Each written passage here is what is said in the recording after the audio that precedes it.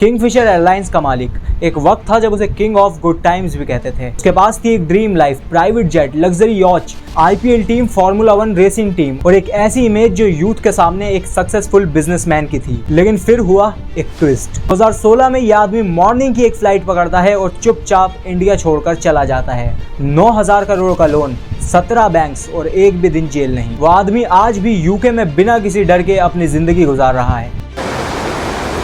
What are you expecting today? Happy New Year.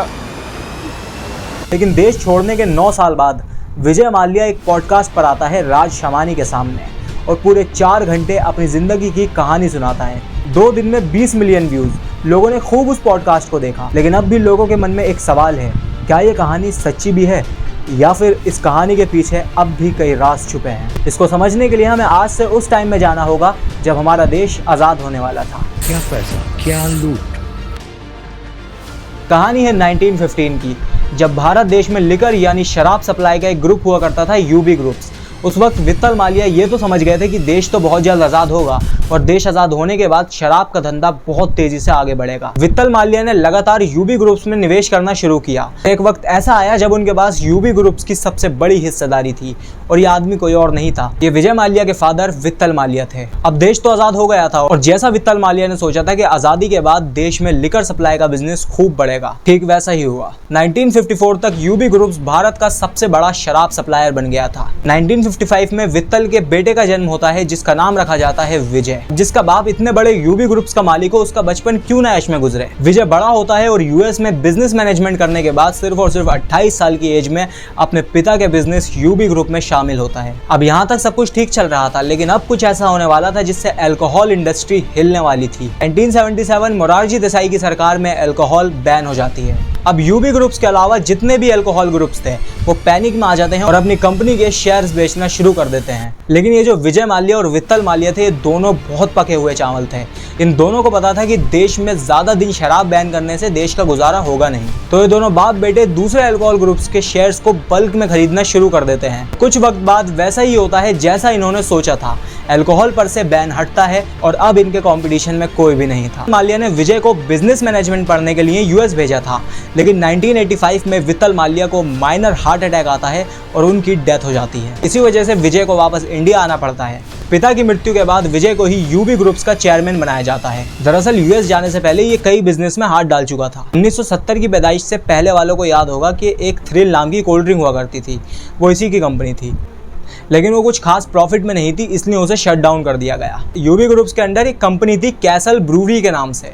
Vijay Mallya उसी company को relaunch करता है और नाम रखता है किंगफिशर। किंगफिशर बर्ड के नाम पर वो उस कंपनी का नाम रखता है और किंगफिशर की पहली बियर लॉन्च होती है जिसकी टारगेट ऑडियंस सिर्फ और सिर्फ यंग यूथ थी। और ये विजय जितनी भी Thrill soft drink Kingfisher beer launch करता है, ये इनके फादर के मरने से पहले के इवेंट हैं। तो अब अगर इनके फादर की डेथ की टाइमलाइन पर वापस आए तो विजय माल्या चेयरमैन बनता है। लेकिन उस वक्त यूबी ग्रुप्स कुछ खास प्रॉफिट में नहीं था। सबको ऐसा लग रहा था कि विजय से कंपनी संभल नहीं रही है और उसे अपने चेयरमैन के पद से रिजाइन कर देना चाहिए। विजय जो है वो जिद पर रहा था कि कंपनी मैं ही संभालूंगा, मेरे फादर की कंपनी है। विजय ने कंपनी की बैलेंस शीट को पढ़ा और उसे ये क्लियर हो गया था कि कंपनी का मेजर प्रॉफिट सिर्फ और सिर्फ अल्कोहल से आ रहा है और अब वो अपनी किंगफिशर बियर पर पूरा फोकस करता है। लेकिन किंगफिशर के साथ एक प्रॉब्लम थी। अभी जो लिकर या फिर बियर वगैरह होती है, ये कांच की बॉटल्स में होती है और ये यूज होने के बाद वापस फैक्ट्रीज में जानी होती हैं, लेकिन ये ज़्यादातर फैक्ट्रीज में जाती ही नहीं है।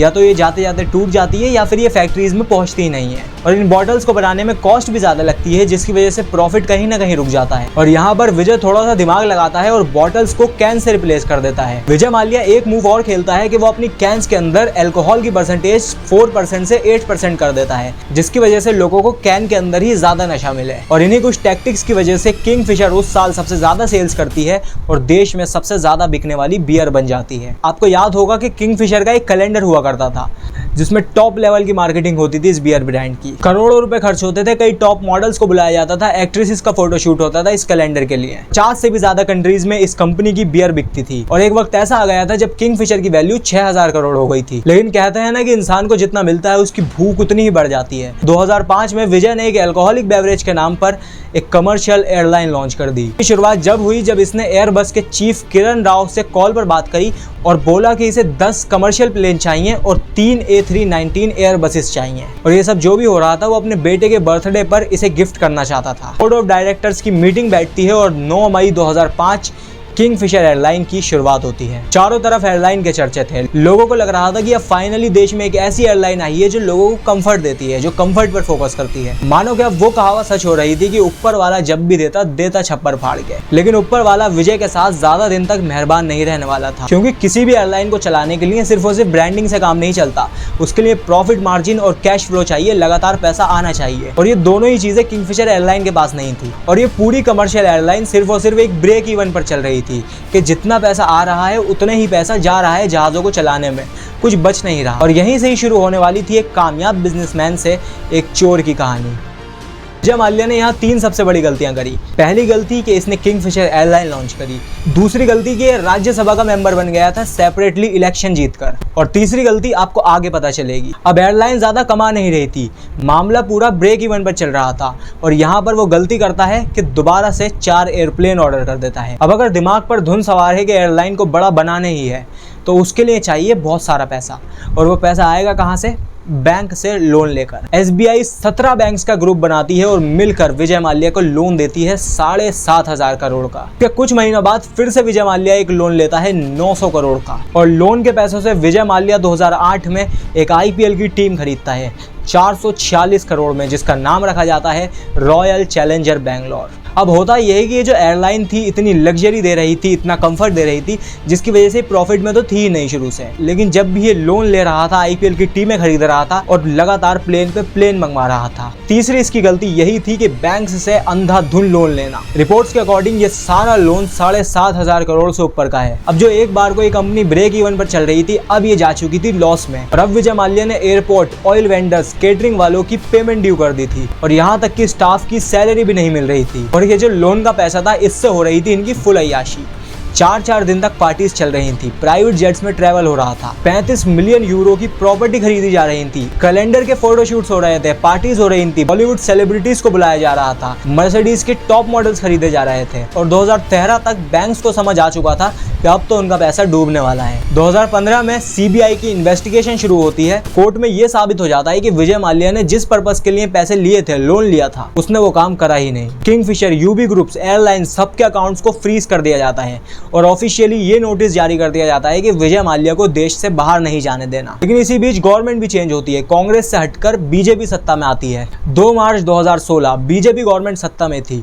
विजय के ऊपर हद से ज्यादा केस थे। विजय राज्यसभा का मेंबर था, उसके ऊपर 7,000 करोड़ से ज्यादा का लोन था और ऑफिशियली ये नोटिस लागू हो गया था कि विजय माल्या को देश से भागने नहीं देना। इसके बावजूद वो जेट एयरवेज की फ्लाइट पकड़ता है न्यू दिल्ली से, अपनी गर्लफ्रेंड पिंकी ललवानी के साथ 7 पीस ऑफ लगेज लेता है और UK पहुंचता है। और जब ये खबर फैलती है तो देश में एक हलचल सी मच जाती है, क्योंकि लाखों लोगों ने इन बैंक्स में अपने पैसे सेव कर रखे थे और अब वो डूब चुके थे। कांग्रेस लीडर PL पुनिया एक बहुत बड़ी स्टेटमेंट देते हैं। वो कहते हैं कि विजय माल्या 2 मार्च से पहले 1 मार्च में अरुण जेटली से मिला था और इनकी बात काफी लंबी हुई थी। वो ये भी कहते हैं कि आप इसकी CCTV फुटेज निकाल कर देख सकते हो और अगर ये बात झूठ हुई तो मैं राजनीति से इस्तीफा दे दूंगा। लेकिन अरुण जेटली वाली स्टेटमेंट को वहीं दबा दिया जाता है और उस मुद्दे पर भी आज तक कोई बात नहीं करता। और ठीक यही बात विजय माल्या ने इस पॉडकास्ट में बोली है कि वो अरुण जेटली से मिलकर गया था।